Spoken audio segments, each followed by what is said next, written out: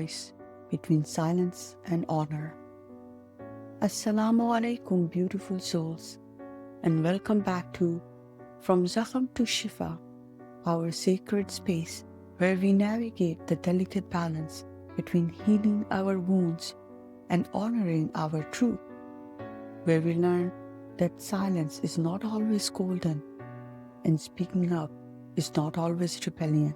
I am your sister on this journey, and today we are diving into something that sits heavy on many hearts: the confusion between respect and self-erasure, between humility and allowing ourselves to be diminished. When does staying quiet serve Allah, and when does it betray the very dignity He placed within us? This is a conversation about finding your voice without losing your adab, respect, about honoring your elders while not dishonoring yourself, and about understanding that sometimes silence in the face of injustice is not piety, it is abandoning the responsibility Allah gave us to stand for truth. The weight of misunderstood respect. Let me share a sister's story with you. She's 28. She's sitting with me with tears streaming down her face, telling me about how her uncle publicly humiliated her at a family gathering, questioning her character because she chose to pursue her master's degree instead of getting married.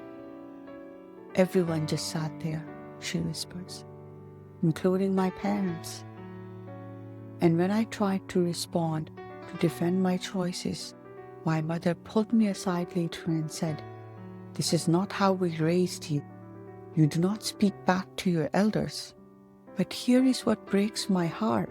The sister internalized this so deeply that she stopped speaking up about anything.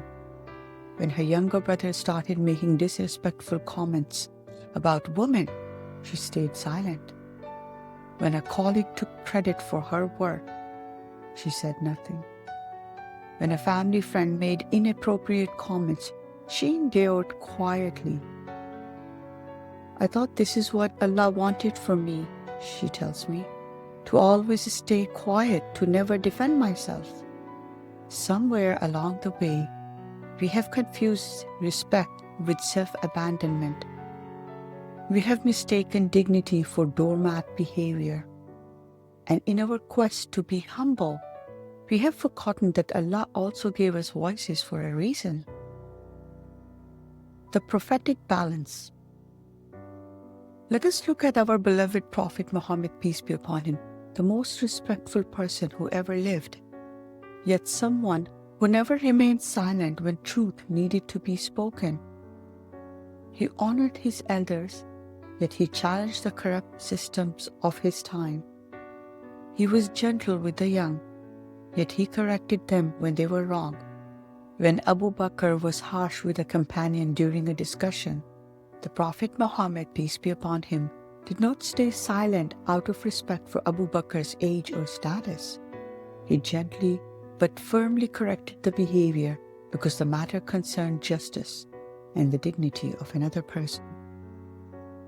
The Quran tells us, "O you who believe, stand out firmly for injustice as witnesses to Allah, even if it be against yourselves, your parents, and your relatives." Notice, even if it is against your parents and relatives, this does not mean being disrespectful. It means truth and justice does not take a backseat to family dynamics or age hierarchies. There is a profound difference between being respectful and being silent. Respect is about how you speak, your tone, your choice of words, your timing. Silence is about whether you speak at all.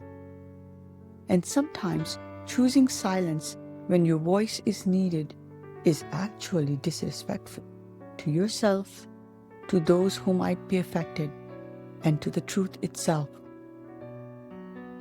Knowing when to speak and when to stay silent So how do we know when to speak and when to stay silent? Here is a framework that has guided me, and it may guide you as well. Speak when it concerns you directly. If someone is attacking your character, your reputation, your choices, you not only have the right, but the responsibility to defend yourself with dignity.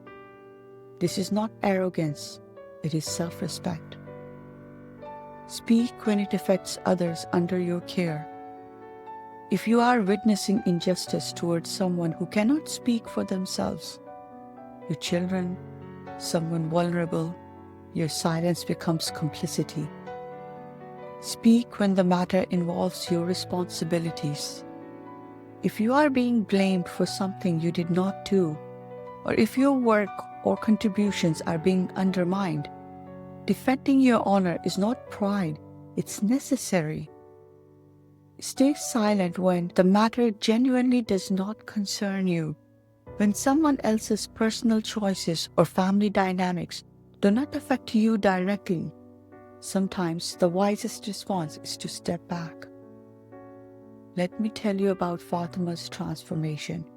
She used to argue about everything: her sister's parenting choices, her mother's cooking methods, her neighbor's lifestyle. But she also stayed silent when her own boundaries were crossed. Through our conversations, she learned to flip the script. She stopped commenting on matters that were not her business, but she started speaking up when her own dignity was at stake. The result? Her relationships improved and her self-respect was restored. The art of respectful confrontation.